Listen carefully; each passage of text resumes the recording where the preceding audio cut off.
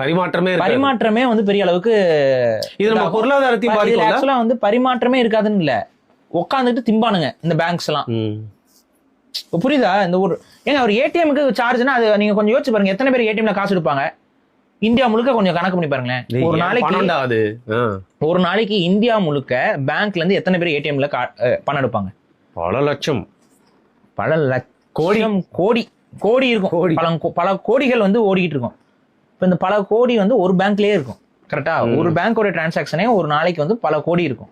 இப்போ இந்த பல கோடி டிரான்சாக்ஷனுக்கு நீ ஒவ்வொரு ஏடிஎம் சார்ஜஸ்க்கு சார்ஜ் பண்ணிட்டு இருக்கேன்னா எந்த விதமான முதலீடும் இல்லாமல் பேங்க்ஸ், இந்த தனியார் வங்கிகளும் பேங்குகளும் எவ்வளவு சம்பாதிக்கிறாங்கன்னு பாருங்க.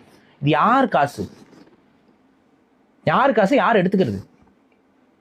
புரியுதா நான் சொல்றது? இதெல்லாம் வந்து அரசாங்கம் சரி செய்யலைன்னா இது வந்து என்னன்னாங்க, பெரும் முதலாளிகளை இன்னும் சம்பாதிக்க வைக்கிறதுக்கான வழிமுறைகளை சில புரோக்கர்கள் செய்வது போல தான் இருக்குது. இது புரோக்கர் அரசியல் தான். இது பேசிக்கா அப்படிதான் இது நம்ம பார்க்குறோம். ஸோ இந்த அரசியல் வந்து ரொம்ப தவறான அரசியலாக தான் நான் இங்கே பதிவு பண்றேன்.